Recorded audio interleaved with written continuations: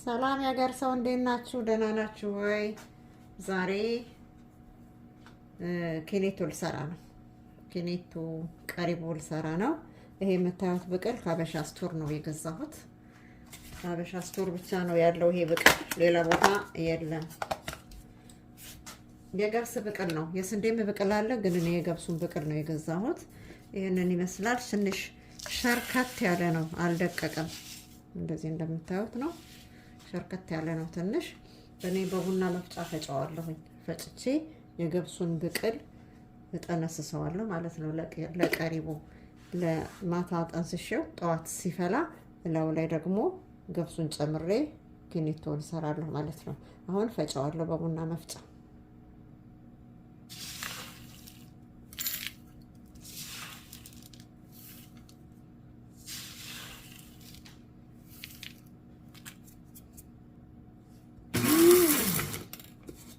በደንብ አድርቄ ነው የፈጨሁት። እንደምታዩት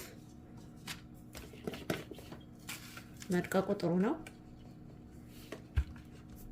የገብስ ብቅል ነው፣ ሲፈጭ እንደዚህ ነው የሚሆነው። ይሄኛውንም ፈጨዋለሁ።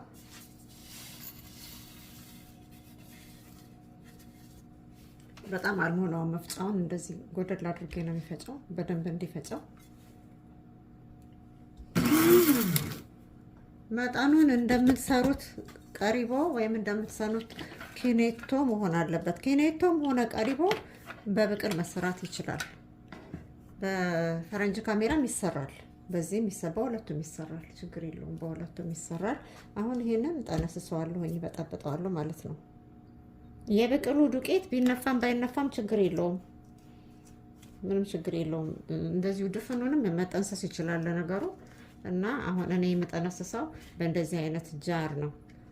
ጃር ውስጥ ነው ውሃ አድርጌ ብቅሉን የምበጠብጠው ማለት ነው። የሚበቃንን ያህል ነው የምንጠቀመው፣ ግን ጥንስሱን ስንጠነስስ በትንሹ መጠንሰስ እንችላለን።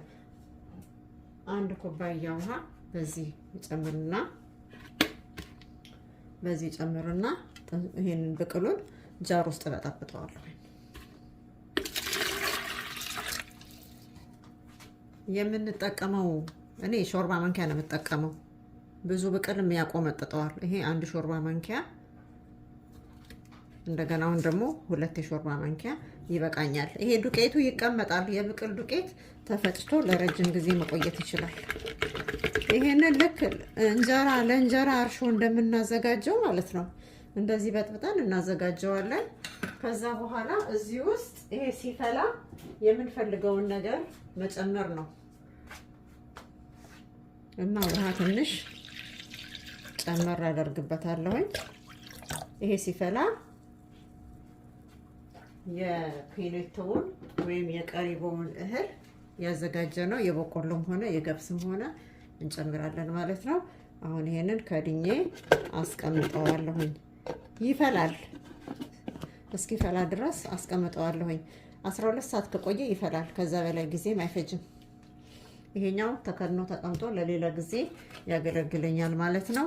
አሁን የጠነሰስኩት የብቅሉ ጥንስስ ሲፈላ እንገናኛለን። ይሄው እንደምታዩት ቆንጆ ሆኖ ነው የፈላው ጥንስሱ ማለት ነው። ትላንትና የበጠበጥኩት ብቅል ነው ይሄ። በደንብ እንዲታያችሁ እንደዚህ ይሄንን ይመስላል። እና አሁን እዚህ ውስጥ ገብሱን እጨምራለሁኝ። ወይ የገብሱን ዱቄት ወይም የተቆላውን ገብስ እንጨምርና እንደ ጁስ በመፍጫ እንፈጨዋለን፣ ወይም ደግሞ ዱቄቱን ፈጭተን እንጠቀማለን ማለት ነው። ይሄ ጥንስሱ ነው፣ ብቅሉ ነው እንደዚህ ሆኖ የፈላው። አልፈላም ካላችሁ ደግሞ የፈረንጅ ካሜራ ከብቅሉ ጋራ ትንሽ ጨምሩበት ማለት ነው። አሁን ገብሱን እጨምራለሁኝ። እኔ ያዘጋጀሁት ገብስ ይሄ የተቆላ ገብስ ነው ያዘጋጀሁት። የተቆላ ገብስ ከለሩ ይሄንን ይመስላል። በጣም አላረረም፣ በጣምም ደግሞ ጥሬ አልሆነም፣ መካከለኛ ነው። ሽክሽክ ነው፣ እንደዚሁን ተሸክሽኮ ቂንዲው ወይም ደግሞ የጫፍጫፉ እንዲፈርስ ተደርጎ የተዘጋጀ ነው። እንደዚህ ሆኖ ነው የገዛሁት እኔ። እቤት አይደለም የቆላሁት፣ እቤት የተቆላ አይደለም የተገዛ ነው ይሄ። እና ይሄንን ይመስላል። ይሄንን ነው የሚመስለው። ይሄው ከለሩም ቆንጆ ነው። ይሄንን ገብስ ዱቄቱን አይደለም እኔ የምከታው፣ ራሱን ይሄንን ገብሱን ነው የምጨምረው። ገብሱን ከጨመርኩኝ በኋላ ወይም እፈጨዋለሁኝ። ይሄ እቃ የጠነሰስኩበት እቃ ስለማይበቃኝ በሌላ ባልዲ ነው የማደርገው። እኔ እንደዚህ ከፍ ባለ ባልዲ ነው የምሰራው። በዚህ ባልዲ ነው የምሰራው።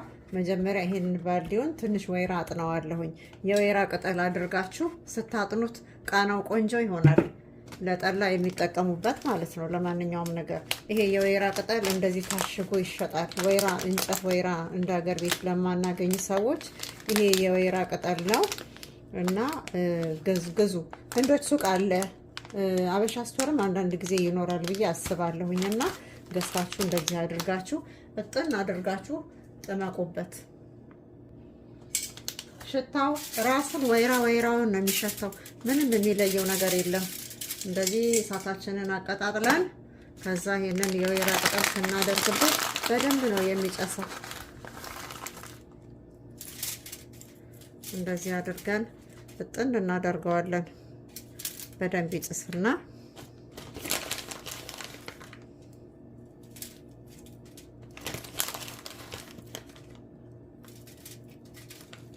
ይሄ የደረቀ ነው ራሱ ደረቅ ወይራ ቅጠል ነው።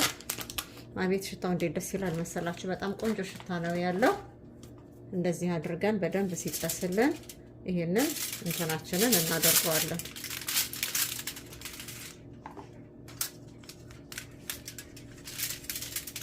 እናጥነዋለን። ይሄንን እንደዚህ ድፍት አድርገን ቃናው ቆንጆ እንዲሆን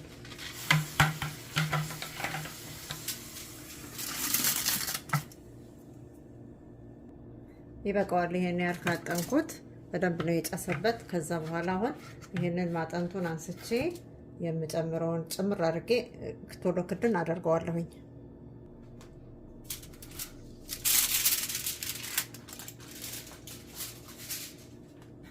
ከዛ ይሄንን ጥንስስ መገልበጥ ነው እዚህ ውስጥ።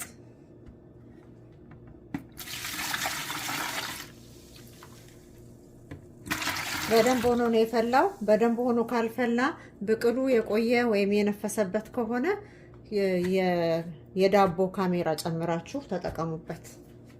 ከዛ በኋላ ገብሱን እጨምራለሁኝ። ይሄንን ያዘጋጀሁትን ገብስ እኔ ሁሉንም ነው የምጨምረው፣ አልቀንሰውም። ትንሽ በዛ ያለ ኪኔቶ ስለምፈልግ ማለት ነው።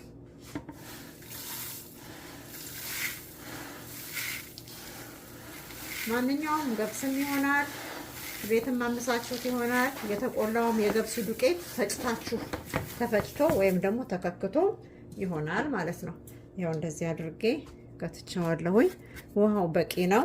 ይሄ ሲፈላ ደግሞ ማታ እዚህ ላይ አድሮ ጠዋት ደግሞ ውሃ ሞላዋለሁኝ። ካደረ በኋላ ነው የምሞላው፣ ትንሽ እንዲዋሃድ ማለት ነው። አሁንም መሙላት ይቻላል፣ ግን በደንብ እንትን እንዲፈላ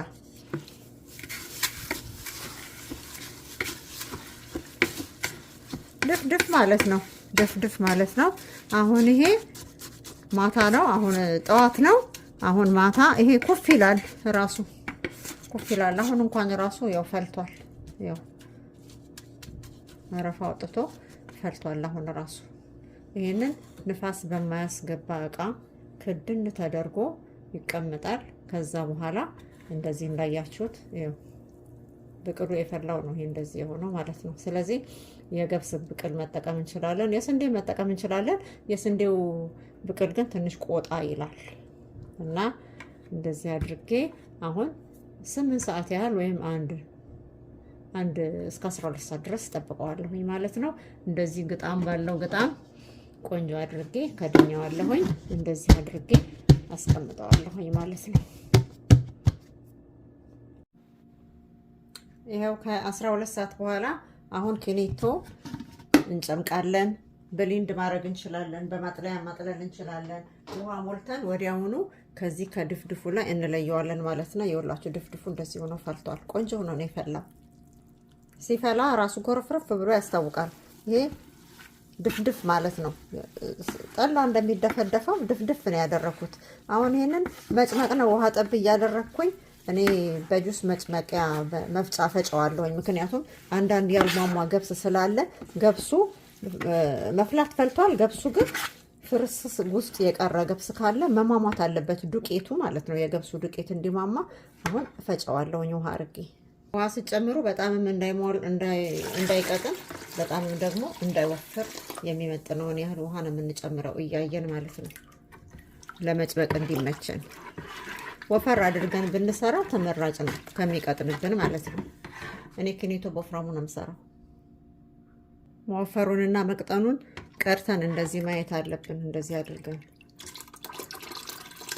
ወፍራም ነው እንደዚህ መወፈርና መቅጠኑ።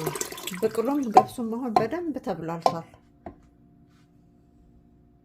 በዚህ በጁስ መፍጫ ነው እኔ የምፈጫው። በዚህ እየፈጫሁኝ አጠለዋለሁኝ። ልክ ፊልተር ጠላ እንደሚጠመቅ ገብሱን ጭምቅ አድርጉት። የገብሱን ውሃ ስለሆነ የምንፈልገው ማለት ነው። እና እዚህ ላይ እየጨመርኩኝ ጨምቀዋለሁኝ። እዚህ ላይ በደንብ ብሊንድ ሲደረግና ሲፈጭ ደግሞ በደንብ ሲሟማ ገብሱ በደንብ ሲወጣ ኬኔቷችን እየወፈረ ይመጣል።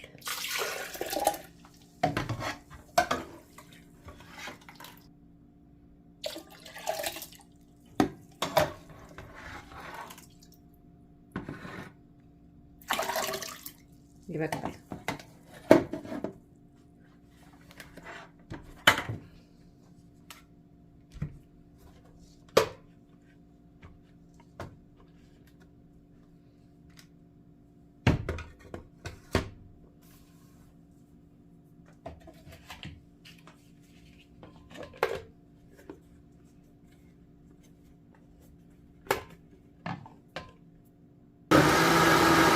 እንደዚህ እየፈጨን መገልበጥ ነው የምንፈልገው እቃ ላይ መገልበጥ ነው። ከዛ በኋላ ደግሞ እናጠለዋለን።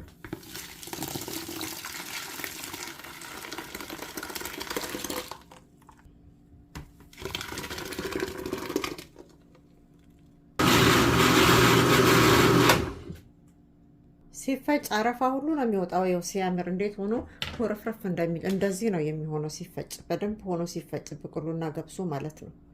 ስለዚህ በቃ እንደዚህ ፍጭት አድርገ ነው ዱቄቱን ካገኘን ዱቄቱን ነው፣ ካላገኘን ደግሞ እንደዚህ ብሌንድ ማድረግ አለብን ማለት ነው። እንዲህ ስናደርገው ውስጡ ዱቄቱ እህሉ ይወጣል ማለት ነው። አሁን ጨምቄ ጨርሻለሁኝ። ማጥለል ነው የቀረኝ። ፈጭቼ ጨርሻለሁ። ማጥለል ነው የቀረኝ። እኔ ወፈር ነው ያደረኩት። ይኸው እንደምታዩት አሁን ይሄንን ማጥለል ነው። ይሄንን ማጥለል ነው። ሌላ ሀገር ይሄንን በቆሎም ይሰሩታል፣ በገብስም ይሰሩታል። ከዛ በወንፊት እየታሸ እየተጨመቀ ልክ እንደ ክሊቴር ሆኖ በቃ ቦርዴ ተብሎ ይጠጣል። አሁን ይሄንን አጠለዋለሁኝ። እኔ እንደዚህ አይነት እቃ አዘጋጅቻለሁኝ። እንደዚህ አይነት እቃ አዘጋጅቻለሁኝ አጥልዬ የማቀርብበት። ውሃ ከሞላን በኋላ ማጥለል ነው ያለብን። እላዩ ላይ መቀመጥ የለበትም እና እኔ እንደዚህ ነው ማጠለው። በባልዲ ማጥለል እንችላለን፣ ችግር የለውም። እንደዚህ ጥልል ተደርጎ ያው እንደዚህ እየተጠለለ ይሞላል። ይኸው እንደምታዩት እኔ በዚህ አይነት ጨምቄ ጨርሻለሁኝ። ቆንጆ ሆኖ ነው ያማረው። እንደዚህ ሰርቻለሁኝ። አታቅጥኑ ስትሰሩ፣ አወፍሩት። ጥላ ያለው የጠለለ ቅራሬ ማለት ነው። ቅራሬ እንደገና መልሰን መስራት እንችላለን። እኔ እንደዚህ ነው የሰራሁት። በጣም ነው ቆንጆ የሆነልኝ። እኔ ደስ ብሎኛል። ለገና ነው ያዘጋጀሁት እና እናንተም እንደዚህ ያዘጋጁት። እኔ ፍሪጅ ከተዋለሁኝ። እዚህ ጋር የሚቀምስ ሰው ካለም የሚጠጣም ሰው ካለ ያው ይሄንን ይመስላል። በጣም ቆንጆ ነው የሆነ፣ መልኩ ሁሉ ቆንጆ ነው የሆነ፣ ሲያምር በእውነት ጠጡኝ ጠጡኝ ይላል። ይኸው እንደምታዩት ነው የሆነው። በጣም ነው የሚያምረው። እንደዚህ አድርጋችሁ በወፍራሙ ስሩ። እስቲ ልቅመሰው። በጣም ነው የሚጣፍጠው። ደንበኛ ቦርዴ ነው የሆነው። እንደዚህ አዘጋጅታችሁ ተጠቀሙ።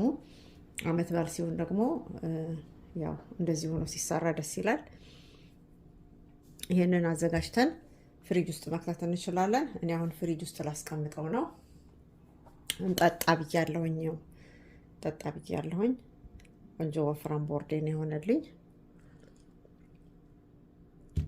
ይህን ይመስላል ለዛሬ ያዘጋጀሁት።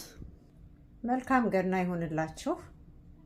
ሰብስክራይብ አድርጉ፣ ላይክ አድርጉ፣ ለሌሎች እንዲደርስ። ስለተከታተላችሁኝ አመሰግናለሁ።